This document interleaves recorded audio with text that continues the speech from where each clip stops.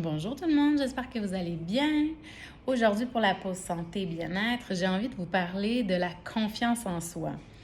J'ai beaucoup de clientes qui m'arrivent avec un désir de se défaire de ce manque de confiance en elles. Dans mes programmes aussi, les femmes m'arrivent avec cette problématique-là et qu'elles veulent se défaire. Donc évidemment, pour commencer, c'est d'en prendre conscience.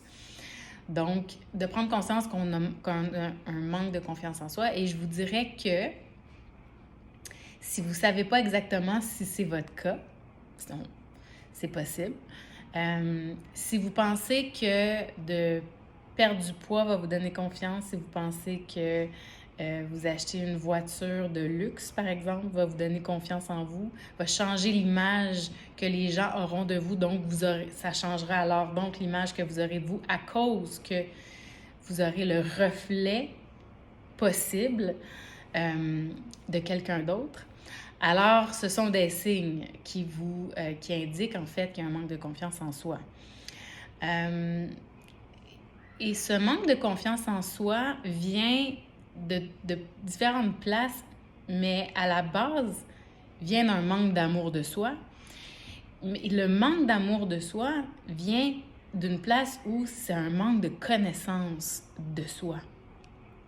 Si je ne me connais pas et que je laisse les gens me dicter qui je suis, alors c'est sûr que c'est difficile. Donc, d'une part, j'essaie de plaire et me faire aimer de tous. Et d'autre part, je nie complètement qui je suis dans ma pure essence. Alors, si je reconnais qui je suis et que j'aime qui je suis, cette confiance en vous se bâtit sur ça.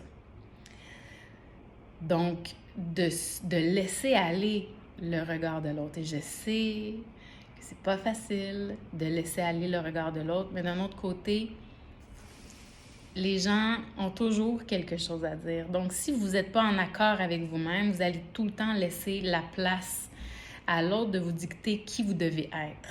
Et vous allez passer votre vie à être sincèrement insatisfaite, déçue. Et vous allez vous empêcher de vivre votre vie de peur d'être jugé, de peur d'être pas aimé, de peur d'être condamné, de peur d'être...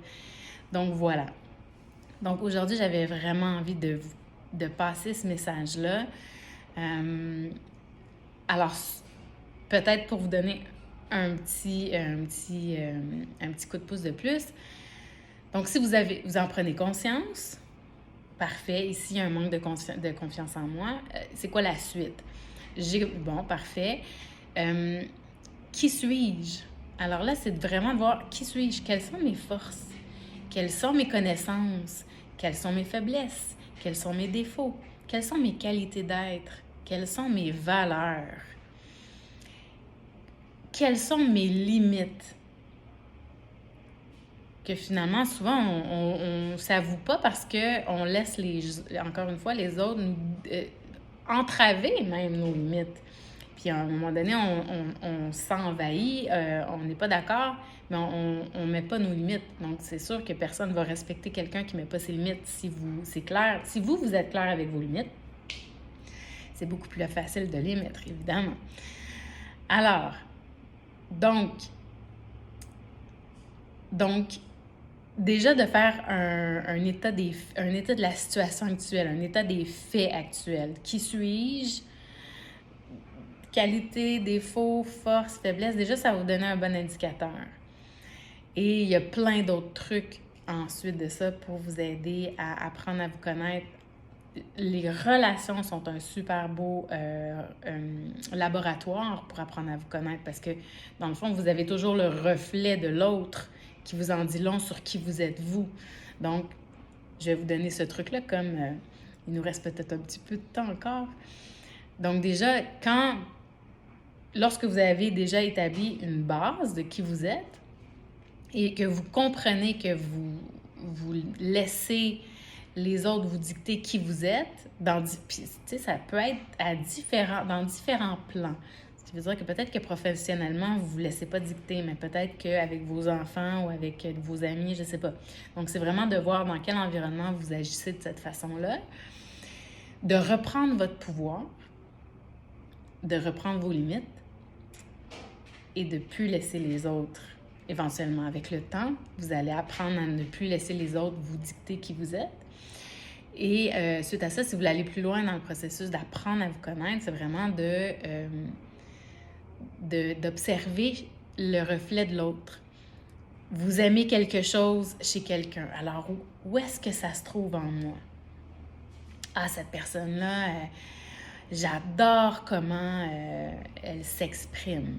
Alors, où est-ce que je m'exprime de cette façon-là, avec confiance, avec charme, etc., etc., dans ma vie, en moi, avec moi peut-être, avec moi-même?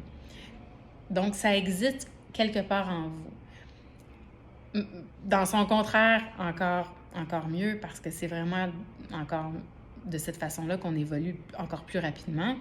Donc, qu'est-ce qui résonne, qu'est-ce qui me dérange dans ce qu'elle vient de me dire, dans son comportement, dans sa façon de faire les choses à cette personne-là qui est devant moi? Alors, qu'est-ce que ça dit de moi? Vous voyez? Qu'est-ce que ça dit de moi que ce comportement-là ou ce qu'elle vient de me dire, etc., qu'est-ce que ça dit de moi?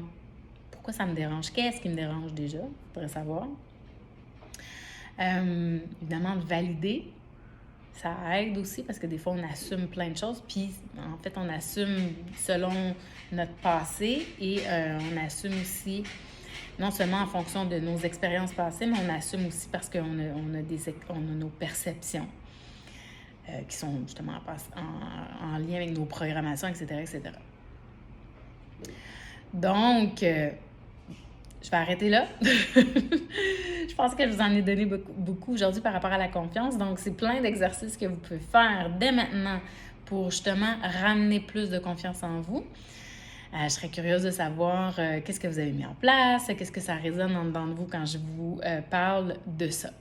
Alors, j'espère vous voir bientôt. Je vous souhaite une belle fin de semaine. À bientôt!